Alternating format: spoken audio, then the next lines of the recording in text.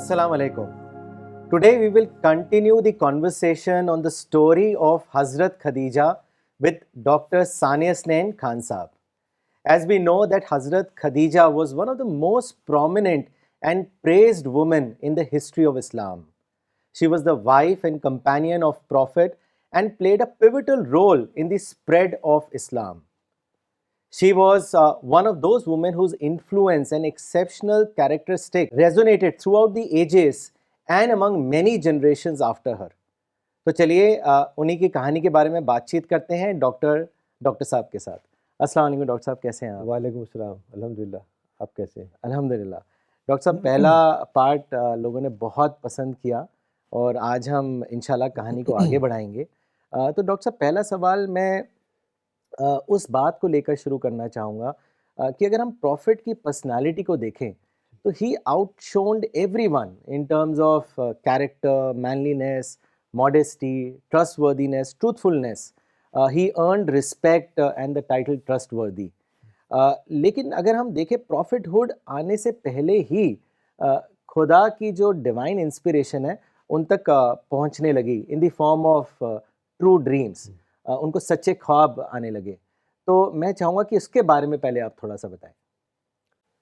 بسم اللہ الرحمن الرحیم. رب اشرح لی صدری ویسر لی امری واحلل عقدۃ من لسانی یفقہوا قولی. ہاں، جیسا آپ نے کہا کہ سچے خواب آنے لگے.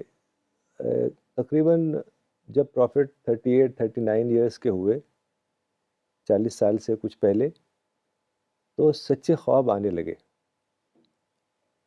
یعنی جو خواب پروفٹ صلی اللہ علیہ وسلم رات کو دیکھتے تھے، صبح وہ سچ ہو جاتے تھے. تو یہ بڑا یونیک ایکسپیرینس تھا جو تقریباً 6 مہینے چلا. تو حضرت عائشہ رضی اللہ عنہا نے کہا تھا اس کے بارے میں کہ جو سب سے پہلے وحی کا سلسلہ شروع ہوا وہ یہ سچے خواب ہی کے ذریعے ہوا.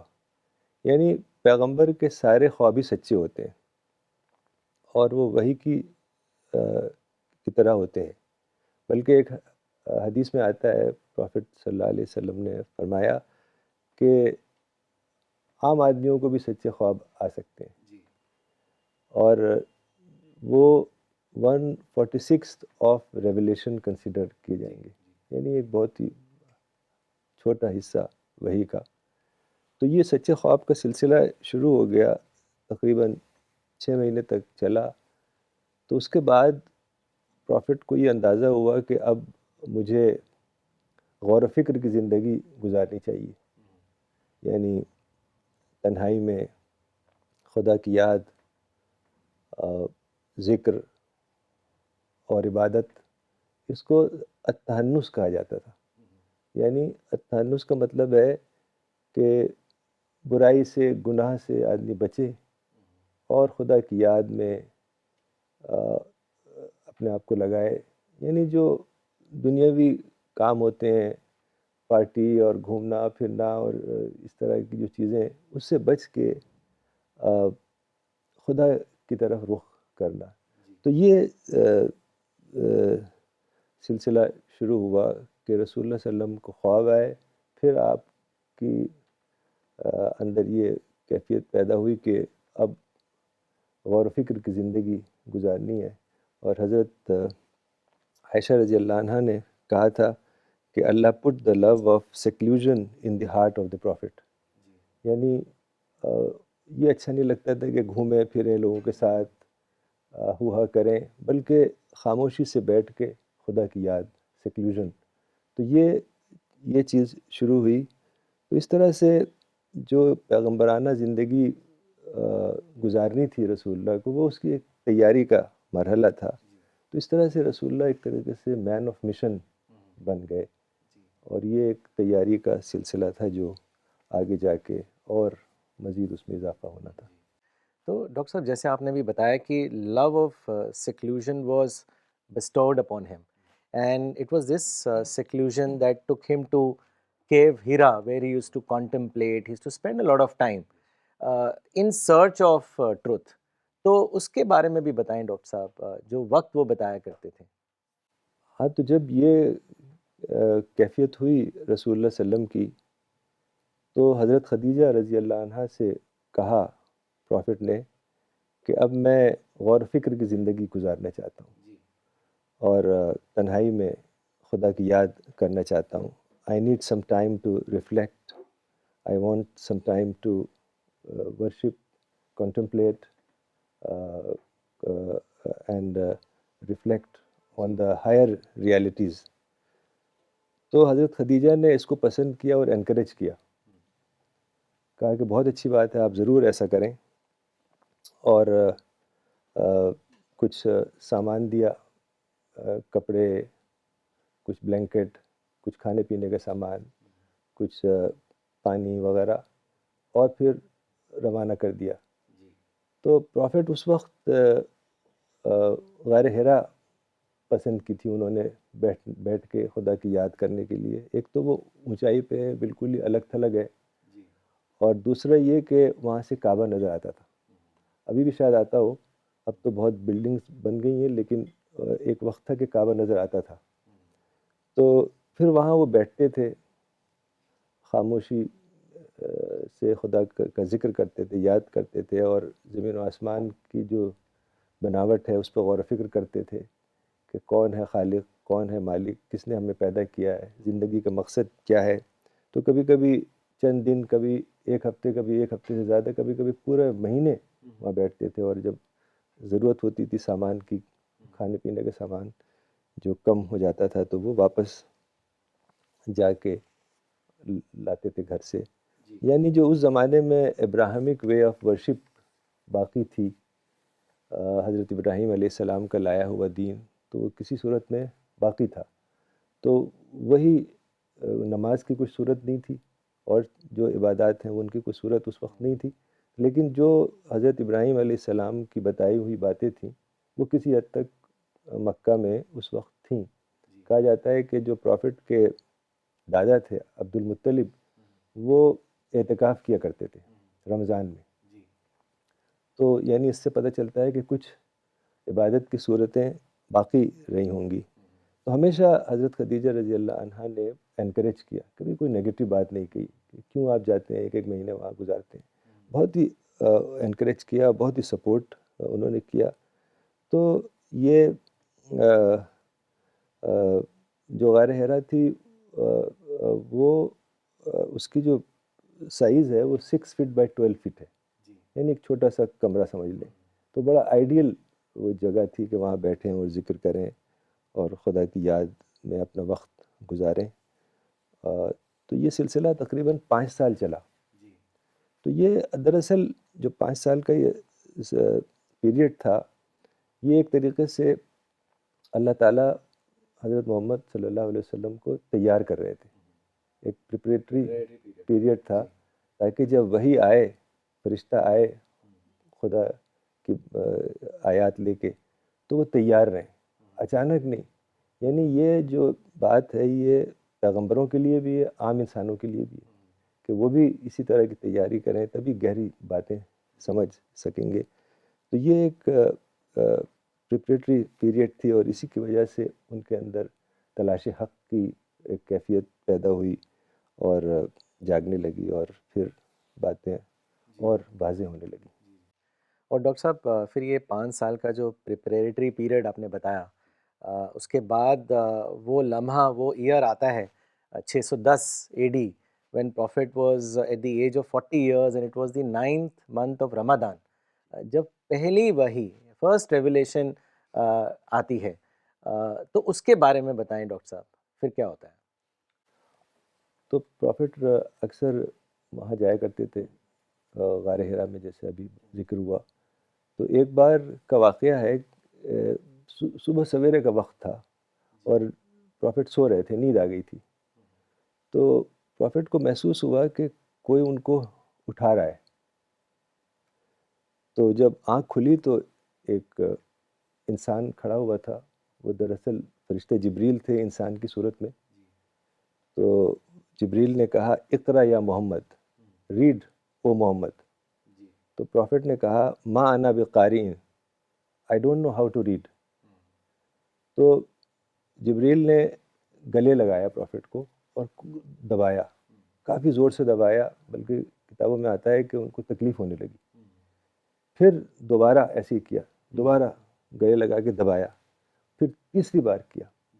پھر اس کے بعد جو ورسز تھیں چیپٹر نمبر 96 کی اقرا بسم ربک الذی خلق، وہ چند ورسز جو پہلی ورسز تھیں وہ ریویل ہوئیں ان کے اوپر، پروفٹ کے اوپر. تو اس طرح سے قرآن کا آغاز ہوا. لیکن یہ جو تجربہ تھا یہ بہت ہی مشکل تھا، کیونکہ جب وحی آتی تھی تو پروفٹ نے بعد میں بتایا کہ ایسا لگتا تھا کہ ان کے اوپر کوئی بہت بڑا بوجھ رکھا ہوا ہے. مطلب وحی کا آنا کوئی معمولی بات نہیں، بہت ہی غیر معمولی چیز تھی یہ. تو وہ پہلی بار یہ تجربہ، تو وہ بہت ہی گھبرا گئے اور ڈر گئے، اور بہت پریشانی کی حالت میں وہ گھر کی طرف رخ کیا انہوں نے، اور سیدھے حضرت خدیجہ کے پاس پہنچے. اور پھر ڈاکٹر صاحب کیونکہ اتنے زیادہ گھبرائے ہوئے تھے، اور کتابوں میں آتا بھی ہے that he was frightened and trembling when he reached home, لیکن حضرت خدیجہ نے ان کو کافی کمفرٹ کرا، کافی کنسول کیا. تو اس قصے کے بارے میں بھی بتائیے ڈاکٹر صاحب. تو وہ سیدھے گھر پہنچے حضرت خدیجہ کے پاس، اور he was shaking and trembling and sweating, بہت ہی ہی واز فرائٹنڈ، بہت ہی زیادہ گھبرائے ہوئے، ٹریمبلنگ وتھ فیئر، ایسے جیسے کچھ کیا ہو گیا، بہت ہی زیادہ گھبرائے ہوئے پہنچے. اور حضرت خدیجہ سے کہا زملونی زملونی قومی قومی. تو جب خدیجہ نے دیکھا کہ یہ بہت ہی پریشان ہے، سو شی امبریسڈ ہم، اور کمبل وغیرہ دیا. تو حضرت محمد صلی اللہ علیہ وسلم نے کہا کہ میں نے اس شخص کو دیکھا ہے جس کو میں خواب میں دیکھتا تھا، وہ میرے پاس آیا تھا. تو اس کا مطلب ہے کہ جبریل کو انسانی شکل میں خواب میں دیکھتے رہے ہوں گے. تو بولے حضرت خدیجہ سے کہ قال لخدیجہ یا خدیجہ مالی لقد خشیت علی نفسی، کہ مجھے کیا ہو گیا ہے، کہ میری جان ہی تو نہیں نکل جائے گی، میں تو اپنی مطلب میری جان ہی نکل جائے گی، ایسا لگتا ہے مجھے. تو اس وقت حضرت خدیجہ نے بڑا اچھا رسپانس دیا، اور بہت ہی اچھے الفاظ بولے، اور بڑا کمفرٹنگ ورڈز، تاکہ جو گھبراہٹ تھی وہ ختم ہو. حضرت خدیجہ بولی کلا، of course not, no way, ابشر، دیز آر گڈ ٹائڈنگس، فواللہ لا یخزیک اللہ ابدا، کہ do you think Allah will disgrace a person like you.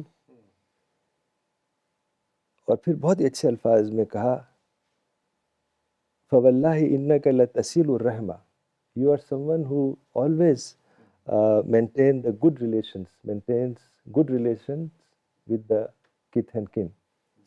وتصدق الحدیث، you only speak the words of truth. وتحمل الکل، you always help the needy, the poor. وتکسب المعدوم، you give money to the penniless, to the deprived. وتقری الضیف، and you serve your guests honorably.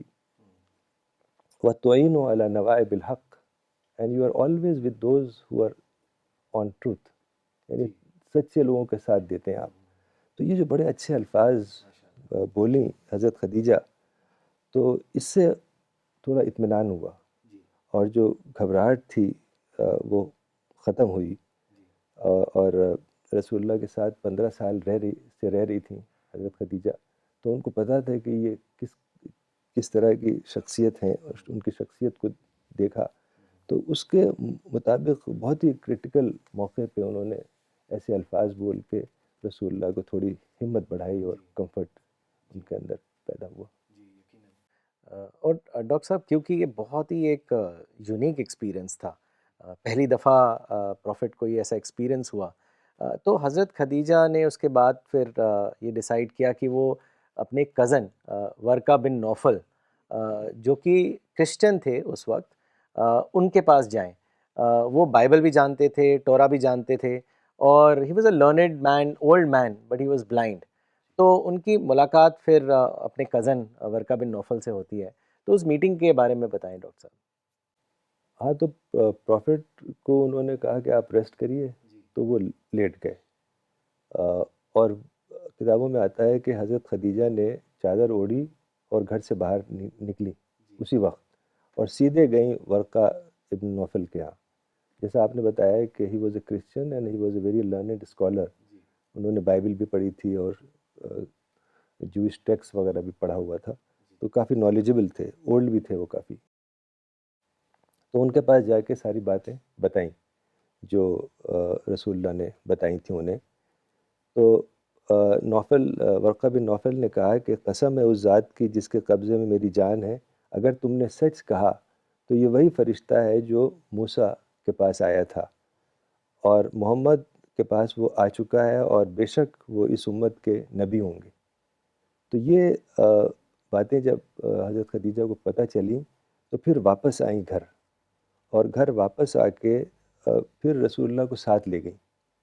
تو ورقہ بن نوفل نے ساری بات رسول اللہ کی زبانی سنی، جو واقعہ پیش آیا تھا غار میں، اور کہا کہ آپ کو جھٹلایا جائے گا، آپ کو تکلیف پہنچائی جائے گی، حتیٰ کہ آپ کے ساتھ جنگ کی جائے گی۔ اگر میں اس وقت تک زندہ رہا تو میں آپ کا ساتھ دوں گا۔ تو پروفٹ نے کہا کیا میرے لوگ مجھے میرے شہر سے مکہ سے نکال دیں گے؟ تو ورقہ نے کہا کہ کوئی بھی پیغمبر ایسا نہیں آیا جس کے ساتھ اس کی قوم نے دشمنی نہ کی ہو، یعنی جو قوم ہوتی ہے اس کی وہ دشمن بن جاتی ہے۔ تو ورقہ چونکہ بلائنڈ تھے اور اولڈ تھے تو ان کی ڈیتھ ہو گئی، لیکن ان کی جو یہ بات تھی، جو پریڈکشن تھا، یہ بعد میں صحیح ثابت ہوا، اور یہ جانتے ہوئے کہ ورقہ نے ایسی باتیں پریڈکٹ کی ہیں، حضرت خدیجہ نے ساتھ دیا رسول اللہ کا ساری زندگی۔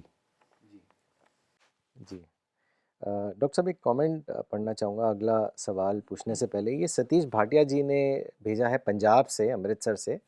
انہوں نے لکھا ہے کہ آپ سب کو میرا سلام، آپ جو یہ دعوت کا کام کر رہے ہیں وہ بہت بڑھیا کام ہے۔ میرے جیسے کتنے ہی لوگ ہیں جو سچائی اور دین کی راہ کو اپنانا چاہتے ہیں، اور جو میری تلاش تھی وہ آپ کے پاس آ کر ختم ہو گئی۔ بہت کچھ سیکھنے کو ملتا ہے مجھے ہر سنڈے لائیو دیکھ کر، آپ کی اور ڈاکٹر صاحب کی یہ سب باتیں اللہ کے بارے میں میں سنتا ہوں۔ اللہ آپ پر رحمت کرے اور آپ کے دین کو اور بڑھائے، اور ہم سبھی لوگوں کو دین سکھانے کے لیے کچھ نیا سیکھنے کو ملتا رہے، آمین۔ ڈاکٹر صاحب اس کے بعد پھر سیکنڈ ریویلیشن آتی ہے، تو اس کے بارے میں بھی بتائیں ہم سب کو۔ تو جو پہلا ریولیشن تھا اس کے بعد کافی گیپ رہا۔ کچھ لوگوں کا کہنا ہے جو سیرت کی کتابوں میں کہ وہ 3 سال کا گیپ رہا، کچھ لوگ کم بھی بتاتے ہیں۔ تو لیکن بہرحال ایک لمبا گیپ رہا دوسری ریولیشن میں۔ تو ایک بار پروفٹ نے دیکھا کہ آسمان کی طرف، یعنی prophet saw Jibreel in his full angelic form, یعنی اوریجنل فارم۔ تو وہ جبریل بیٹھے ہوئے تھے ایک تھرون پہ، he was sitting on a throne and his wings were covering the entire horizon۔ یعنی ایک بڑا عجیب منظر ہوگا، آپ تصور کر سکیں ایک بہت بڑی چڑیا جو پورے آسمان کو ڈھک لے۔ تو ایسی کوئی صورت جب انہوں نے دیکھی تو پھر گھبرا گئے، اور پھر وہ واپس گھر کی طرف آئے۔ یعنی جب first revelation when he got the first revelation he ran to Khadija, and now when the second revelation is about to come he ran to Khadija۔ تو واپس گئے، اور پھر وہی کیفیت ہو گئی، گھبراہٹ اور شیکنگ اینڈ ٹریمبلنگ والی کیفیت۔ تو پھر وہی کہا انہوں نے زملونی زملونی، کہ مجھے کور کر دو، مجھے کور کر دو۔ تو پھر جب حضرت خدیجہ نے دیکھا کہ اتنے پریشان ہیں تو پھر انہوں نے بہت اچھے الفاظ بولے، اور پھر اس وقت سورہ نمبر 74 یعنی سورہ المدثر نازل ہوئی، یا ایھا المدثر قم فانذر وربک فکبر، کہ اے کپڑے میں لپٹے ہوئے انسان، کھڑے ہو اور get up and warn people, and proclaim the glory of your lord. تو جب یہ صورت نازل ہوئی جس میں حکم دیا گیا کہ اب تم کو لوگوں کو آگاہ کرنا ہے اور اس میسیج کو کنوے کرنا ہے، تو پروفٹ نے سب سے پہلے حضرت خدیجہ سے کہا کہ you are the first one I am calling to this message. تو حضرت خدیجہ نے کہا ہے کہ I am the first one to accept this message. تو اس طریقے سے حضرت خدیجہ سب سے پہلی شخص ہیں جو جنہوں نے اسلام قبول کیا. اور ایک میں لیکچر سن رہا تھا ڈاکٹر عمر سلیمان کا، انہوں نے کچھ 10-15 باتیں بتائی تھیں جس میں حضرت خدیجہ نے سب سے پہلی بار کیا. مثلاً the prophet did his first wuzu with Khadija, and the prophet performed his first namaz with Khadija, and the prophet performed his first tawaf with Khadija. ایسی بہت ساری چیزیں ہیں، لمبی لسٹ ہے کہ یہ سب چیزیں. تو حضرت خدیجہ کو جب رسول اللہ صلی اللہ علیہ وسلم نے بتایا تو انہوں نے وداؤٹ اینی ہیزیٹیشن، کوئی ہچکچاہٹ نہیں، کوئی سیکنڈ تھاٹ نہیں، فوراً کہا کہ میں آپ کے میسیج کو ایکسیپٹ کرتی ہوں. اور اس کے بعد حضرت خدیجہ نے کہا کہ آپ پریشان لگ رہے ہیں اور بستر بچھایا کہ آپ آرام کر لیں. تو اس وقت رسول اللہ نے کہا کہ لا راحت بعد اليوم، کہ آج کے بعد کوئی راحت نہیں. مطلب اب وہ آرام کا زمانہ گیا. اب تو ایک اللہ تعالیٰ نے ہمیں ایک مشن دیا ہے، ہمارے اوپر ایک بھاری ذمہ داری عائد کی ہے. اب ہمیں لوگوں کو یہ میسیج پہنچانا ہے. تو اب تو آرام کا وقت ختم ہو گیا. اور یہی واقعہ یہی ہوا کہ اس کے بعد جو پریشانیوں کا سامنا کرنا پڑا، ساری زندگی تقریباً انہی حالات سے گزرے. اور ڈاکٹر صاحب یہ جو باتیں بتائیں آپ نے، اس سے یہ بالکل ظاہر بھی ہوتا ہے کہ کیوں حضرت خدیجہ had a special place in the heart of prophet. کیونکہ right from the beginning she supported prophet just at the time when he needed her the most. Doctor صاحب پھر یہ ہوتا ہے کہ جیسے آپ نے بتایا کہ ان کو کہا گیا کہ اب ناؤ پروکلیم دا ٹروتھ، اور پروفٹ نے وہی کرنا شروع کیا، لیکن بہت زیادہ اپوزیشن آیا قریش سے. اور ڈاکٹر صاحب جیسے ہم جانتے ہیں ہسٹری میں کہ قریش had a very high status among other Arabs, primarily because they lived closer to Kaaba, they were the caretakers of the Kaaba. تو اسی لیے عربs بہت زیادہ مانتے تھے قریش کو، اور وہی قریش اب اپوزیشن میں تھے پروفٹ کے، کیونکہ وہ دیکھ رہے تھے کہ باقی ٹرائبس کے جو لوگ ہیں وہ فالو کر رہے ہیں پروفٹ کو. لیکن جس طریقے سے ایک سورج کو آپ ہاتھ سے نہیں چھپا سکتے، اسی طریقے سے سچائی کو بھی آپ چھپا نہیں سکتے. لیکن ڈاکٹر صاحب اپوزیشن بہت ہی اسٹرانگ تھا. تو اس کے بارے میں بتائیں ڈاکٹر صاحب. دراصل مکہ میں شرک تھا، یعنی بہت سارے خداؤں کو ماننا، اور ان کی جو تجارت تھی وہ اسی پہ چل رہی تھی کہ لوگ آتے تھے اور چڑھاوا چڑھاتے تھے، ان کا بزنس بھی چلتا تھا. تو جب رسول اللہ صلی اللہ علیہ وسلم نے توحید کا پیغام دیا تو ان کو لگا کہ یہ اس کی وجہ سے تو ہمارا جو بزنس ہے وہ ختم ہو جائے گا. تو وہ سب اگینسٹ ہو گئے، خاص طور سے قریش جو وہاں کے اسٹرانگ ٹرائب تھی اور پاورفل ٹرائب تھی، اور ان کو لیڈرشپ بھی حاصل تھی. تو قریش کے جو لیڈرز تھے وہ اگینسٹ ہو گئے، تو طرح طرح سے ستانے لگے. اس کی باتیں آپ نے سنی ہوں گی کہ رسول اللہ صلی اللہ علیہ وسلم جاتے تھے لوگوں کو بتانے تو پتھر مارتے تھے اور کانٹے بچھاتے تھے اور طرح طرح کے ستاتے تھے. یعنی کوئی دن ایسا نہیں ہوتا تھا.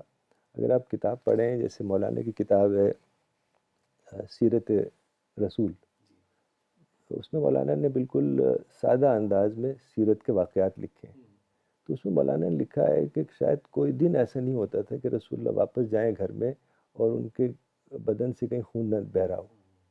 پتھر مارتے تھے، ستاتے تھے، لیکن رسول اللہ صلی اللہ علیہ وسلم کوئی جواب نہیں دیتے تھے. بس اپنی بات جو پیغام پہنچانا تھا وہ پہنچاتے تھے. جب گھر پہنچتے تھے تو اپنے مرہم پٹی کرتے تھے. تو ایک دن وہ مرہم پٹی کر رہے تھے تو فاطمہ چھوٹی تھیں، تو فاطمہ رونے لگی دیکھ کے کہ یہ تکلیف. تو پرافٹ نے کہا چپ رہو بیٹی چپ رہو, تمہارے فادر کا کانٹیکٹ اللہ سے ہے.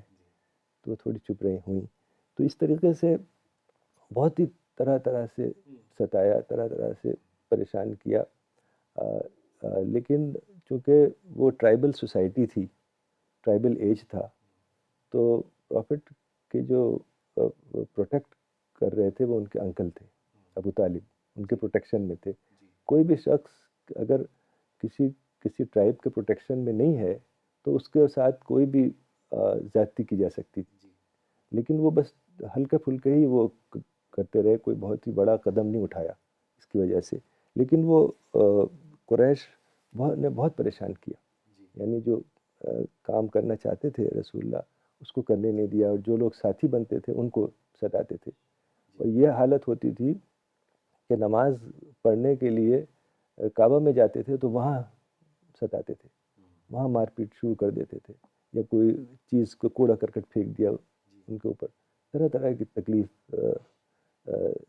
تو یہ ایک سلسلہ لمبا چلا کہ لیکن پھر بھی رسول اللہ صلی اللہ علیہ وسلم نے جو پیغام تھا لوگوں تک پہنچایا. چونکہ وہاں پر فیئرس ہوتے تھے, بازاریں لگتی تھیں, مکہ میں لوگ آتے تھے حج کے دوران بھی, اس زمانے میں بھی حج ہوتا تھا, اور ویسے بھی. تو ٹینٹس میں جا کے لوگوں کو بتانا, جو نئے لوگ آتے تھے باہر سے ان کو بتاتے تھے. تو جب دیکھتے تھے یہ قریش کہ یہ کچھ جا کے بتا رہے ہیں تو پتھر سے مارتے تھے, کبھی کسی طرح ستاتے تھے. تو یہ ایک بہت ہی بڑا لمبا سلسلہ چلا جس میں مکہ کے لوگوں نے بہت ستایا رسول اللہ صلی اللہ علیہ وسلم کو اور ساتھیوں کو. اور ڈاکٹر صاحب لیکن کیونکہ رسول اللہ نے صبر اختیار کیا, اور آپ نے جس طرح بتایا کہ وہ کیمپ میں جایا کرتے تھے, and he used to avail this gathering as an opportunity to convey the message of God to people who used to come for those fairs and حج کے دوران. لیکن پھر یہ ہوا ڈاکٹر صاحب کہ despite the opposition, despite the hurdles, prophet کی فالوئنگ بڑھتی چلی گئی, لوگ اور زیادہ ان کی طرف اٹریکٹ ہونے لگے. سو اس ٹائم پہ پھر انہوں نے ڈیسائیڈ کیا that we definitely need to take a strong and a definitive step to put an end to the efforts of the prophet. اور اس دوران پھر ابو جہل جو تھے انہوں نے لیڈ کیا, اور انہوں نے کہا کہ ہم بانو ہاشم جو کلین ہے اس کو پورا بوائیکاٹ کریں گے ان terms of business, relation, food and water. تو ڈاکٹر صاحب یہ ایک 3 سال کا پیریڈ ہوا 616 AD ٹو 619 AD, جس کو بوائیکاٹ کہا جاتا ہے. تو اس کے بارے میں بتائیں ڈاکٹر صاحب. دراصل جیسے آپ نے کہا کہ مشن بڑھنے لگا تو قریش نے اور زیادتیاں بھی بڑھا دی. تو جو ابو طالب تھے انکل پرافٹ کے, جو سپورٹر تھے, انہوں نے محسوس کیا کہ خطرہ بہت بڑھ رہا ہے. تو ابو طالب نے خاندان کے لوگوں کو, بنو ہاشم اور بنو مطلب کے لوگوں کو بلایا اور جمع کیا, اور بتایا کہ ابھی تک تو میں خود حفاظت کرتا تھا اپنے بھتیجے کی, محمد کی, لیکن اب ایسا لگتا ہے کہ آپ سب کو مل کے پرافٹ کی حفاظت کرنی ہوگی, ورنہ یہ قریش کوئی بہت ہی سخت قدم نہ اٹھائیں. تو سارے جو ٹائب کے لوگ تھے, بنو ہاشم جو پرافٹ کی فیملی تھی, اور بنو مطلب, ان لوگوں نے کہا کہ ہاں ہم سب مل کے پرافٹ کی کو سپورٹ کریں گے. سب نے اس بات کو, صرف ایک آدمی نے نہیں یہ بات مانی جو ابو لہب تھا, حالانکہ وہ بھی پرافٹ کا انکل تھا, لیکن اس نے اس بات کو ایگری نہیں کیا. باقی سب نے اس بات کو کہا کہ ہم سپورٹ کریں گے اور we will stand by his side.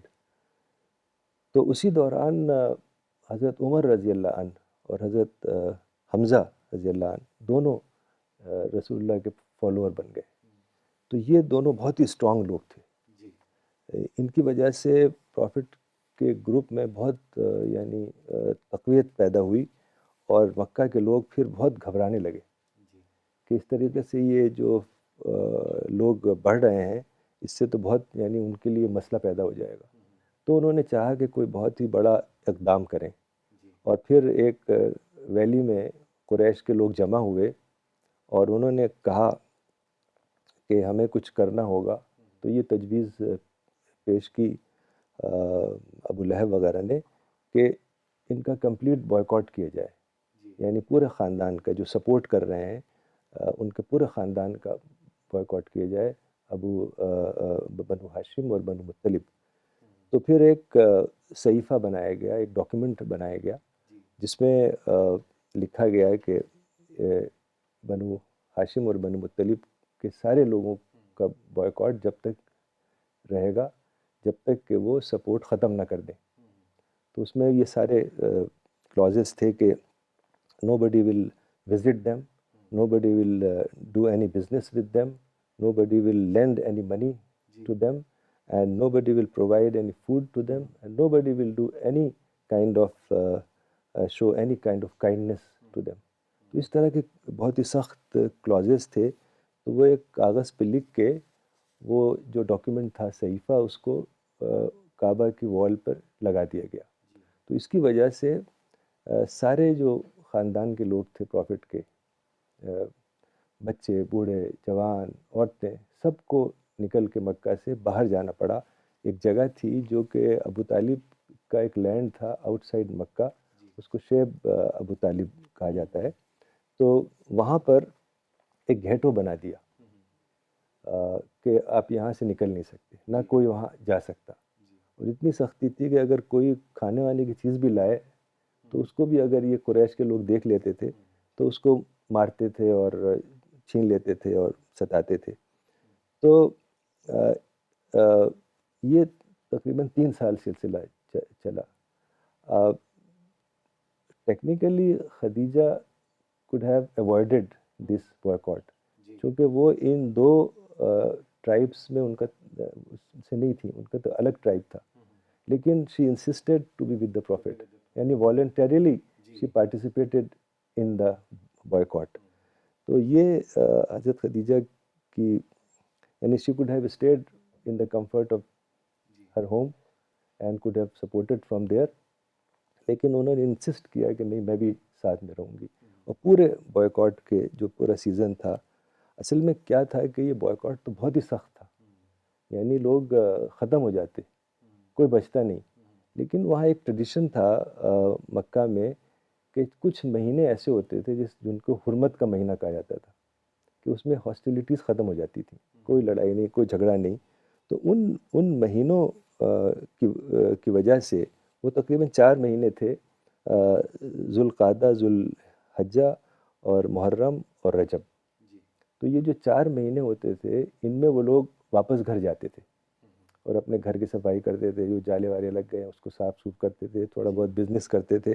تو اسی کی وجہ سے وہ کسی حد تک باقی رہے، ورنہ اس طرح سے آئسولیٹ کر دیا تھا کہ وہ لوگ بچ نہیں سکتے تھے۔ اور حضرت خدیجہ تقریباً 60 سال کی تھیں اس وقت، اس کے باوجود وہ وہاں رہیں اور بہت ہی تکلیف اٹھائی۔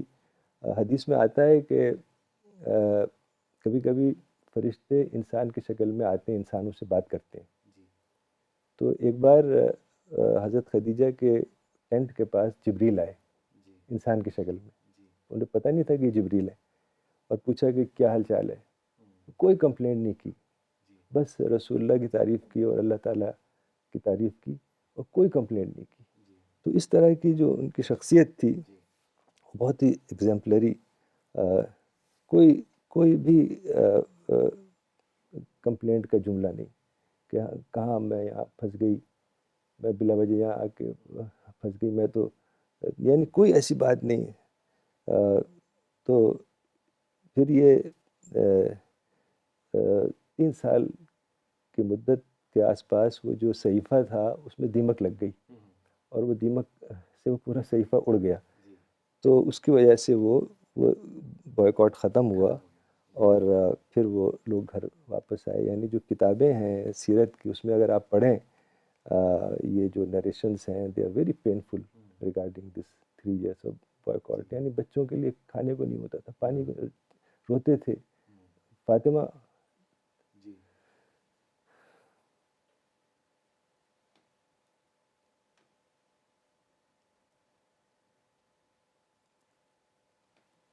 بہت ہی سخت حالات تھے.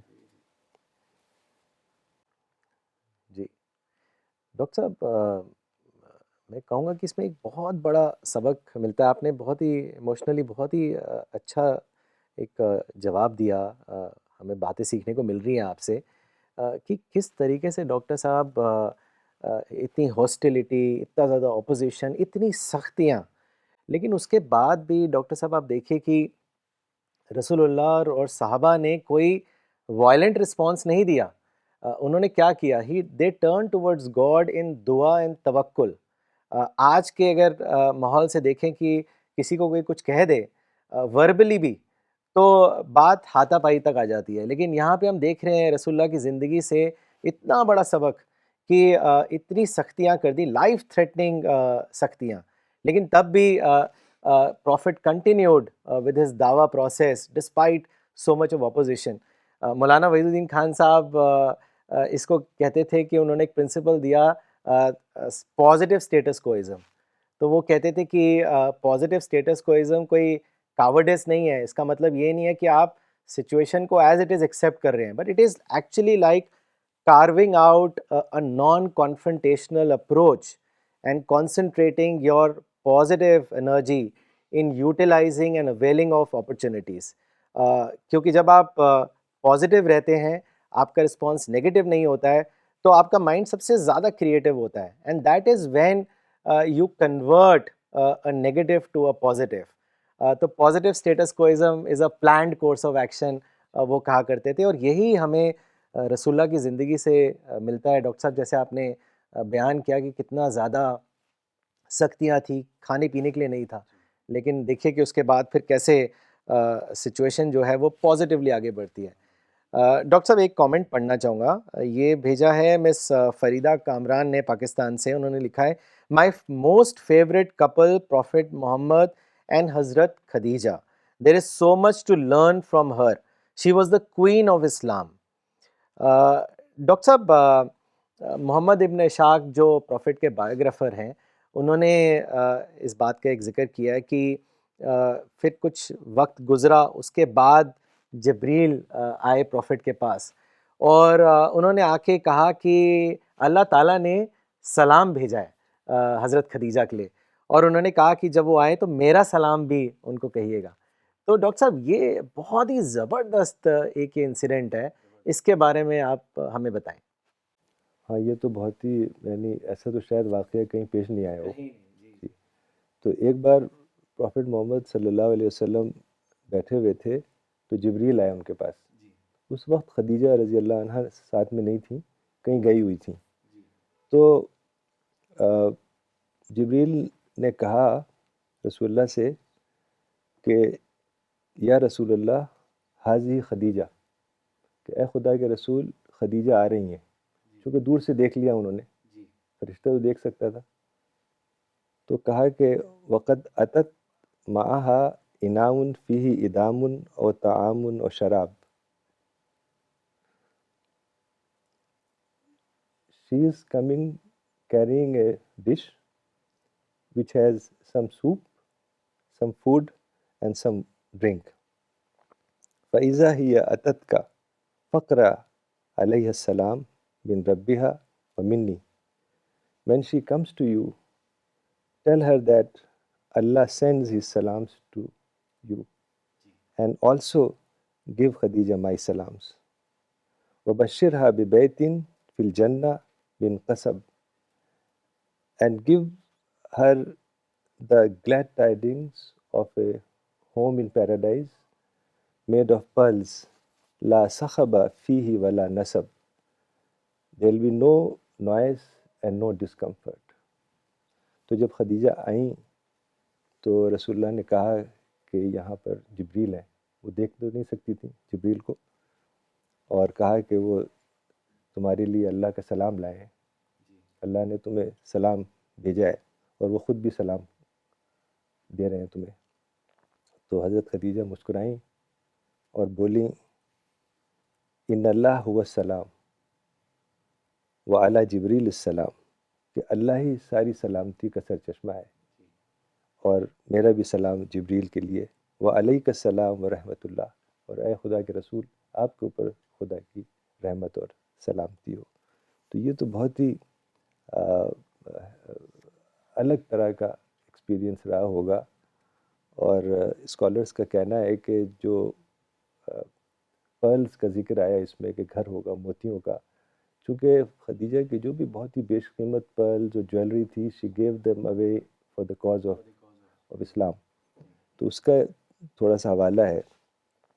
اور کچھ اسکالرس کا یہ بھی کہنا ہے کہ یہ جو سلام اللہ تعالیٰ کی طرف سے آیا، this was a sign that her time was near, her time was wrapping up and she will die soon.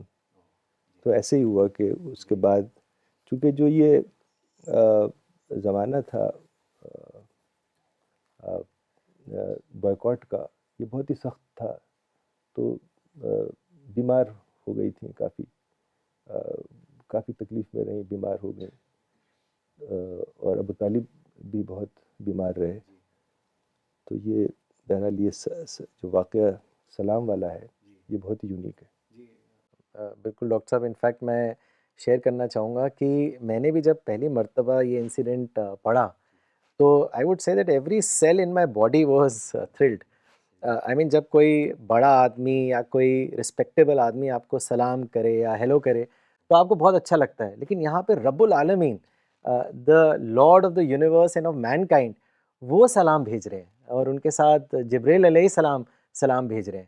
تو اس سے پتہ چلتا ہے کہ حضرت خدیجہ کتنی اسپیشل تھی، اینڈ اسپریچولی ان کا سٹیٹس کتنا ہائی ہوگا کہ اللہ تعالیٰ کی طرف سے سلام آ رہا ہے۔ تو یہ بہت ہی تھرلنگ انسیڈنٹ پڑھنے کو ملتا ہے۔ ڈاکٹر صاحب ایک کامنٹ پڑھنا چاہوں گا، یہ عمران احمد صاحب نے بھیجا ہے دلی سے۔ انہوں نے لکھا ہے ماشاءاللہ بہت امپورٹنٹ اینڈ انسپریشنل ٹاک، ایسا لگتا ہے کہ رسول اللہ کو حضرت خدیجہ کا ساتھ ملنا اللہ تعالیٰ کی اسکیم کا حصہ تھا، جس کے بغیر پروفیٹک مشن کی کامیابی بہت مشکل تھی۔ یہ ایک وومن کے سپورٹنگ کردار کے اگزامپل بھی ہے۔ یہ سٹوری تمام امت کے لیے اور اسپیشلی وومن کے لیے ایک مثالی نمونہ کی حیثیت رکھتا ہے۔ جزاک اللہ ڈاکٹر صاحب۔ ڈاکٹر صاحب اس کے بعد پھر وہ سال آتا ہے 619 AD، جب رسول اللہ loses both the lambs of his life, Hazrat Khadija and his uncle Abu Talib, and he was the protector and guardian like a fortress for Prophet Muhammad. تو اس کو ایئر آف سورو کہا گیا ہے، تو اس کے بارے میں ڈاکٹر صاحب ہم سب کو بتائیں۔ ہاں، جیسا میں نے ابھی ذکر کیا تھا کہ جو 3 سال تھے بوائیکاٹ کے وہ بہت ہی سخت تھے، اور یہ لوگ دونوں اولڈ ایج میں تھے۔ ابو طالب بھی بیمار ہو گئے اور ان کی ڈیتھ ہو گئی، جیسے ہی وہ بوائیکاٹ ختم ہوا اس کے کچھ عرصے کے بعد ڈیتھ ہو گئی۔ اور حضرت خدیجہ بھی بہت بیمار تھیں، کافی وزن بھی کم ہو گیا تھا، بلکہ کتابوں میں آتا ہے کہ شی واز فیئر اسکن، یعنی کمپلیکشن ان کا فیئر تھا، لیکن وہاں جب بوائیکاٹ میں کے دوران ڈارک ہو گئی تھی ان کی اسکن اور کمزور ہو گئی تھی، ویٹ بہت کم ہو گیا تھا، تو وہ بھی اس کے بعد بیمار رہیں، کچھ مہینے بیڈ ریڈن رہیں، اینڈ شی پاسڈ اوے۔ تو یہ بہت ہی یعنی ابو طالب جو سب سے بڑے سپورٹر تھے، ان کا جانا رسول اللہ کے لیے بہت ہی دشواری کا سامان آگے بنا، چونکہ جو سارے لوگ تھے قریش کے وہ بالکل یعنی دشمنی، انہوں نے کھلا دشمنی شروع کر دی، اور حضرت خدیجہ جو کہ ایک ایموشنل سپورٹر کے طور پر تھیں، ان کا جانا تو بہت ہی، یعنی ہی واز ٹوٹلی ڈیوسٹیٹڈ، بہت ہی تکلیف دہ، اور پروفٹ نے خود اپنے ہاتھوں سے حضرت خدیجہ کو بری کیا، یعنی خود قبر میں اترے اپنے ہاتھوں سے. یعنی جس شخص نے رسول اللہ کا ساتھ دیا اینڈ شی بلیوڈ ان ہم، شی کمفرٹیڈ ہم and she was always on his side throughout her life, and he was burying with his own hand. تو کیا کیفیت رہی ہوگی. بہت ہی یعنی پینفل نریشنز ہیں اس کے بارے میں جو کتابوں میں ہیں. تو اس وقت جو صحابہ تھے، جب دیکھا انہوں نے رسول اللہ کی حالت جس قدر ان کو کتابوں میں آتا ہے من شدت حزنی، یعنی جو شدید ان کو تکلیف پہنچی تھی حضرت خدیجہ کی ڈیتھ کی وجہ سے، تو بالکل اسٹیٹرڈ ہو گئے تھے. تو صحابہ سوچ رہے تھے کہ لگتا ہے کہ رسول اللہ کی بھی جلدی وفات ہو جائے، ایسی کیفیت ہو گئی تھی. تو اکثر گھر میں رہا کرتے تھے، نکلتے نہیں تھے باہر، اور رونے کی آواز آتی تھی، اور بچوں کو خاص طور سے فاطمہ کو کنسول کرتے تھے. تو یہ بہت ہی تکلیف دہ وقت تھا رسول اللہ صلی اللہ علیہ وسلم کی زندگی کا، کہ دو سب سے بڑے سپورٹر تھے وہی چلے گئے، ابو طالب اور حضرت خدیجہ رضی اللہ عنہ. اچھا ڈاکٹر صاحب، حضرت عائشہ کی کافی سینگز ہیں حضرت خدیجہ کو لے کر، تو کچھ آپ ہمیں بتائیے اس کے بارے میں بھی. حضرت عائشہ رضی اللہ عنہ کی کئی سینگز ہیں حضرت خدیجہ کے بارے میں، بلکہ انہوں نے کہا کہ مجھے کسی اور عورت پہ اتنا رشک نہیں تھا جتنا حضرت خدیجہ کے اوپر تھا. انہوں نے کہا کہ 13 سال میں کوئی ایسا دن نہیں گزرا کہ پروفٹ نے حضرت خدیجہ کا ذکر نہ کیا ہو. یعنی he would not leave his house, his home without mentioning Khadija. تو ہر روز حضرت خدیجہ کا ذکر کیا کرتے تھے. ایک دن کچھ بہت زیادہ تعریف کی تو اس دن حضرت عائشہ سے رہا نہیں گیا. وہ بولی hasn't Allah given you someone better than this old and toothless lady of Quraysh, toothless woman of Quraysh. تو یہ سن کے رسول اللہ کو بڑا زبردست غصہ آ گیا، یعنی ان کا چہرہ لال ہو گیا اور رونگٹے کھڑے ہو گئے. حضرت عائشہ بتاتی ہیں کہ ایسی کیفیت صرف جب ہوتی تھی جب قرآن نازل ہوتا تھا، یعنی as if the Quran is revealing on him. تو بہت ہی غصہ ہو گئے، لیکن انہوں نے ایک لفظ بھی حضرت عائشہ کو نہیں کہا، صرف خدیجہ کے بارے میں کچھ باتیں کہیں. کہا کہ اللہ نے کسی کو ریپلیس نہیں کیا، Allah did not replace her with someone better. اور پھر کہا کہ قد آمنت بی اذا کفر بی الناس، کہ she believed in me when people rejected me, وصدقتنی اذا کذبنی الناس. She considered me truthful when others denied me, when others considered me a liar. وَوَاسَتْنِي بِمَالِهَا إِذَا حَرَّمَنِي النَّاسِ. She spent her wealth on me when people deprived me, when people held back. وَرَزَقَنِي اللَّهُ وَلَدَهَا إِذَا حَرَّمَنِي أَوْلَادَ النِّسَاءِ. کہ اللہ تعالیٰ نے اس کے ذریعے مجھے اولاد دی اور کسی کے ذریعے مجھے اولاد نہیں دی. تو جب یہ باتیں سنی حضرت عائشہ رضی اللہ عنہ نے تو معافی مانگی انہوں نے، اور کہا کہ آئندہ کبھی میں ایسی زبان سے اپنی بات نہیں نکالوں گی. اور کبھی بھی اگر کوئی سلاٹر وغیرہ ہوتی، کوئی شیپ، تو پروفٹ کچھ حصہ رکھ لیا کرتے تھے ایک طرف، اور خدیجہ کے دوستوں کے بھیجتے تھے. اور جو حضرت خدیجہ کی بہن تھیں حالہ، کبھی وہ آتی تھیں اور نوک کرتی تھیں دروازے پہ، تو پہچان جاتے تھے، چونکہ ان کا نوک اور حضرت خدیجہ کا ایک جیسا تھا اور آواز بھی ایک جیسی تھی. تو وہ کافی دیر تک بیٹھ کے گھنٹوں حضرت خدیجہ کے باتیں کرتے تھے. ایک بار ایک اولڈ لیڈی آئی، کچھ ایسی ہی تھی، وہ غریب، کچھ مانگنے آئی تھی. تو رسول اللہ صلی اللہ علیہ وسلم اس کی بڑی خاطر کرنے لگے، بہت ہی عزت کرنے لگے، تو بہت ہی اکرام کرنے لگے.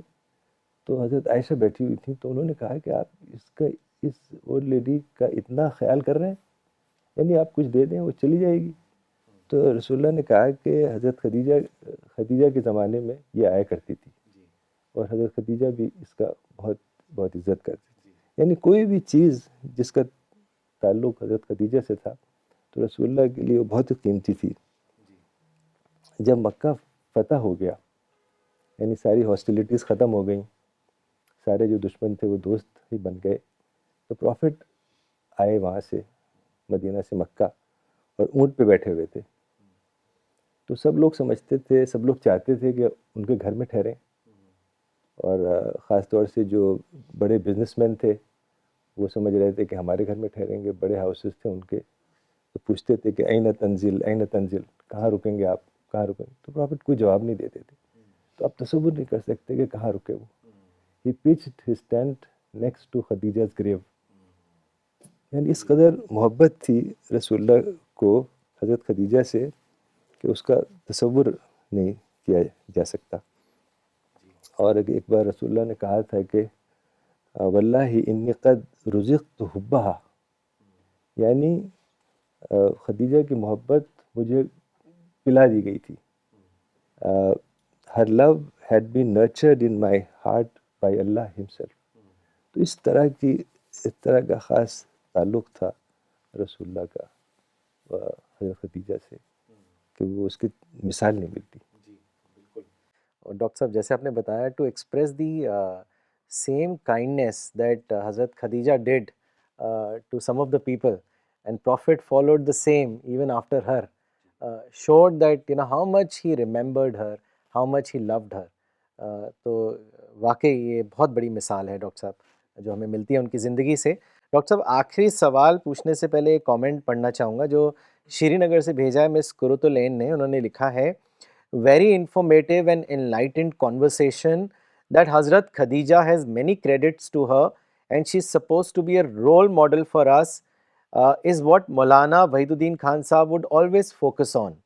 In addition to be the first one to accept the message of God without any hesitation, Hazrat Khadija encouraged and extended full support and cooperated with the Prophet in carrying out the full journey of his prophethood. Her role is undoubtedly exemplary. One takeaway from this conversation today is that seclusion and being away from the worldly life is necessary to discover and comprehend the creation plan of God. One has to find time to ponder over the Creator and the purpose of His creation. Many historical and spiritual incidents were unfolded by Dr. Sahab. Thank you for sharing this. It is really an inspirational conversation. Doctor صاحب آخری سوال میرا یہی ہے کہ prophet Muhammad always praised and loved حضرت خدیجہ جیسا آپ نے آج بتایا بھی, for her exemplary character and for her great personality. And he also included her among the 4 praised women of all times, Hazrat Asiya and Hazrat Maryam and his daughter Hazrat Fatima. And we all know from the history of Hazrat Khadija that how knowledgeable and she was a very wise lady, which also sort of manifested in her thriving business. تو doctor صاحب آخری سوال یہی ہے کہ ان کی زندگی سے پریزنٹ جنریشن کو کیا سبق ملتا ہے, اس کے بارے میں آپ بتائیں. جی ہاں، بہت ساری باتیں ہیں جو ہم سیکھ سکتے ہیں. سب سے پہلی چیز تو جو عام طور سے لوگ جانتے ہیں اور جس کا چرچا رہتا ہے کہ she was a business woman, کہ انہوں نے اپنے فادر کا بزنس سنبھالا اور اس کو بہت ہی اور اس پہ لے گئے. تو یہ تو ایک بہت ہی موٹیویٹنگ، خاص طور سے خواتین کے لیے. عام طور سے یہ سمجھا جاتا ہے، یہ تاثر ہے، یہ تصور ہے کہ اسلام میں عورتوں کا بس یہ ہے کہ وہ گھر میں رہیں اور پردہ کریں اور بچوں کو سنبھالیں. تو یہاں تو یہ بہت ہی بڑی مثال ہے کہ پروفٹ کی وائف نے خود بزنس کیا اور بہت ہی بڑا بزنس کیا. یہ تو خیر ایک پوائنٹ ہے جو بہت ہی لوگوں کو پتہ ہے اور عام طور سے اس کا چرچا ہوتا رہتا ہے. لیکن دیکھنا یہ بھی چاہیے کہ جو بزنس کر کے اس پیسے کو کمایا اسے کہاں خرچ کیا. جی بہت امپورٹنٹ بات ہے. سب سے بڑی بات تو یہی ہے کہ یا اپنے اوپر خرچ کیا یا دین کے اوپر خرچ کیا. یعنی she spent every penny for the cause of God. آپ تصور کریے کہ person who was richest woman in Makkah was penniless at one point of time. یعنی جب یہ ہوا بوائکاٹ تو جو بیسک نیسیسٹیز کی چیزیں وہ بھی نہیں تھیں ان کے پاس. یعنی کتابوں میں آتا ہے کہ the only possession she had at one point of time during boycott was a mug and a bucket. دونوں لکڑی کی ہوتی تھی اس زمانے میں, مگ یا جگ اور ایک بکٹ. تو جو مگ تھا وہ کسی وجہ سے گر گیا, وہ ٹوٹ گیا. تو she could not afford to buy a new mug. تو ایک کارپینٹر گزر رہا تھا, ان کے ٹینٹ کے پاس سے کارپینٹر گزرا, تو اس کو دکھایا کہ یہ اس کو ذرا جوڑ دو, ہو سکتا ہے, جڑ سکتا ہے یہ. تو اس نے کسی طریقے سے اس کو جوڑ کے بنا دیا. یعنی ریچسٹ وومن ایک زمانے میں, آج یہ حالت ہے کہ وہ ایک مگ نہیں خرید سکتی. اس کی وجہ یہ کہ she spent entire wealth for the cause of Islam. یہ سب سے بڑی پوائنٹ ہے کہ آپ پیسے کو کہاں خرچ کریں. یعنی سجاوٹ میں اور دکھاوا کلچر میں جو آج کل ہو رہا ہے, اور ساری جو دنیاوی لوازمات ہیں اس پہ خرچ کریں یا دین کے کام میں خرچ کریں. تو سب سے بڑا سبق میرے خیال سے یہی ملتا ہے ہمیں کہ حضرت خدیجہ نے بزنس کی, وہ تو ٹھیک ہے, اور بہت مال دولت کمایا, لیکن اس پیسے کو خرچ کہاں کیا. اور جو ایک اور پوائنٹ ہے جو وہ بھی بہت ہی اہم ہے کہ she was the spiritual partner of the prophet, جس کو مولانا کہتے ہیں. مولانا کہتے ہیں نا کہ آپ لوگ کچن پارٹنر بنے ہوئے, ہر وقت کھانے پینے کی بات کرتے ہیں, اسپریچول پارٹنر بنیے. تو یہ بہت ہی یعنی اعلیٰ درجے کی مثال ہمیں ملتی ہے رسول اللہ کی زندگی سے, کہ وہ حضرت خدیجہ ان کی اسپریچول پارٹنر تھیں بالکل ڈے ون سے. یعنی جب شیٹرڈ حالت میں پہنچے ہیں پہلی وحی کے بعد, تو کس طرح سے حضرت خدیجہ رضی اللہ عنہا نے ان کو کمفرٹ کیا, کتنے اچھے الفاظ بولے, گولڈن ورڈز میں بیان کی باتیں. تو یہ یعنی یہ بہت ضروری ہے کہ مین آف مشن کے لیے کہ اسپریچول پارٹنر بنے اس کا اسپاؤس, تبھی وہ اس راستے پہ چل سکتا ہے جو جس راستے پہ چلنے کی ضرورت ہے. تو یہ سب باتیں اور باقی کئی ساری چیزیں دیکھی جا سکتی ہیں, جیسے کانفیڈنس ان کے اندر جو تھا, رسول اللہ کے لیے جو کانفیڈنس تھا, اور جس طرح سے گھر واپس آئے اور انہوں نے موٹیویٹ کیا, یہ بھی بہت اہم چیز ہے.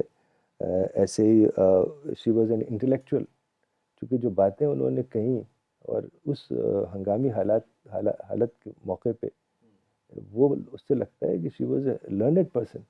یعنی جو مولانا ہمیشہ کہتے تھے کہ آپ اپنی اسٹڈی بڑھائیے, اسٹڈی کے اوپر کیوں زور کرتے تھے, کہ وہ چاہتے تھے کہ لوگوں کے گہرائی سے باتوں کو سمجھیں. اور ایک اور چیز ملتی ہے کہ حضرت خدیجہ کے جو فرینڈس تھے, یعنی آلویز ہیو گڈ فرینڈس. یہ بھی ایک بہت اچھی ہمیں, چونکہ ورقہ بن نوفل کے پاس گئے جو اسکالر تھے, تو اس سے پتہ چلتا ہے کہ مطلب فرینڈس بھی ایسے ہوں جو لائک مائنڈیڈ ہوں. ایک جو مشن سے جس کا تعلق ہے وہ ایسے لوگوں کو ساتھ رکھے, ہوا والے نہیں کہ پارٹی ہو رہی, یہ ہو رہا ہے, گھومنا پھرنا, بلکہ ایک میننگ فل اور لائک مائنڈیڈ لوگ ہوں. تو یہ سب بہت ہی کریج تھی ان کے اندر, جو بوائکاٹ میں گئیں ساتھ میں, حالانکہ وہ ایوائڈ کر سکتی تھی, اور وہاں 3 سال کس طرح سے گزارا. اور کائنڈنس چونکہ بہت ہی خیال کرتی تھی جو لوگ غریب تھے, جو ڈیسٹیٹیوٹ تھے. تو this was the reason that prophet declared her as the greatest woman of all time. جزاک اللہ ڈاکٹر صاحب. آج کا ٹاک واقعی میں بہت ہی روحانی بھرا ٹاک تھا. آپ نے بہت ساری باتیں حضرت خدیجہ کی زندگی سے بتائیں, اور ایک پریکٹیکل ماڈل بھی ہم سب کو دیا کہ ہمیں کیسے اپنی زندگی بتانی چاہیے. وہ ہمیں حضرت خدیجہ کی لائف سے ملتا ہے. تو جزاک اللہ ڈاکٹر صاحب. میں نے پرسنلی تو خوب اس سیشن سے فائدہ اٹھایا, and I am sure the viewers are watching this program, they also benefited from today's session. So before we end today's session, there is one important release.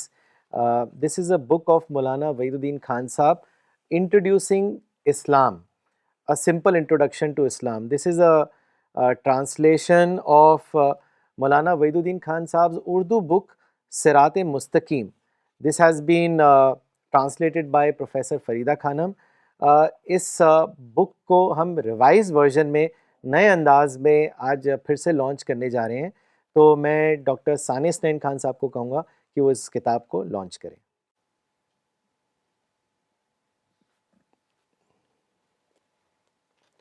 بسم اللہ الرحمن الرحیم. مجھے بہت خوشی ہو رہی ہے اس کتاب کو لانچ کرتے ہوئے. Introducing Islam, a simple introduction to Islam. یہ کتاب بڑی تاریخی کتاب ہے اس لحاظ سے کہ مولانا نے جب کتابیں یہاں پبلش کرنا شروع کیں تو 5 کتابیں چھوٹی چھوٹی لکھیں. اس کا نام تھا سچا راستہ، the way to find God, the teachings of Islam, the good life, حیات طیبہ، دا گارڈن آف پیراڈائز، باغ جنت، دا فائر آف ہیل، نار جہنم. تو یہ 5 کتابوں کا مولانا نے ایک سیٹ بنایا تھا جس کو کہا جاتا تھا تعارفی سیٹ، انٹروڈکٹری سیٹ. تو وہ پتلی پتلی کتابیں تھیں، پھر وہ اس کو کمبائن کر کے کتاب بنا دی گئی صراط مستقیم. تو یہ ارلیسٹ کتابوں میں سے، ارلی 80s کی. پھر آپا نے اس کو ٹرانسلیٹ کرنا شروع کیا. میرے خیال سے پہلی کتاب جو آپا نے ٹرانسلیٹ کی تھی وہ یہی تھی، سچا راستہ، the way to find God, پھر ٹیچنگ آف اسلام، پھر گڈ لائف، پھر یہ کتاب کی صورت میں. اور یہ بہت ہی مقبول ہوئی کتاب اور بہت ہی عمدہ ہے. ایک بیسک انٹروڈکشن اسلام کا، اور بہت ہی سمپل انداز میں، اور بہت چھوٹے چھوٹے مضمون، ایک صفحے کے یا ایک صفحے سے بھی کم. اور جو اس میں آخری حصہ ہے، آخری نہیں بلکہ گڈ لائف، تیسرا حصہ، وہ قرآن کے ورسز کا کمپائلیشن ہے. وہ بھی بہت عمدہ ہے، بہت اچھا کمپائلیشن ہے جس سے ساری بیسک ٹیچنگز اسلام کی پتہ چل جاتی ہیں. تو یہ ایک کتاب ایسی ہے کہ اس کو آپ گفٹ کر سکتے ہیں کسی کو. بہت ہی پریزنٹیبل بھی ہے، اور بہت ہی سادہ، سمپل، اور بہت ہی میننگ فل. اس کے اندر جو اس کے کنٹینٹ ہیں بہت ہی اچھے ہیں. ایک چھوٹی کتاب ہے، کوئی بھی اس کو آسانی سے پڑھ سکتا ہے. تو اللہ تعالیٰ جزا خیر دے جن لوگوں نے اس کی پبلشنگ میں حصہ لیا. وآخر دعوانا الحمدللہ رب العالمین. Jazakallah, Dr. Saab. So you can buy this book from www.goodwordbooks.com, or you can also download it from cpsglobal.org.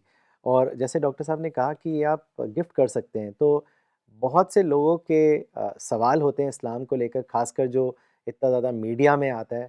تو میں کہوں گا کہ this is the best response that all of us can give. کوئی بھی اگر ہم سے پوچھے تو اس کو ہم یہ کتاب گفٹ کے طور پر دے سکتے ہیں، اور اس میں ان کو سارے جواب مل جائیں گے. QR کوڈ بھی ہے ڈاؤن لوڈ کرنے کے لیے. جی، تو یہ یہاں پہ، جی بہت اچھا ہے. واقعی میں بہت ہی بیوٹیفل کتاب ہے. So with this we will end today session. Thank you. We will be back next Sunday 10:30 AM.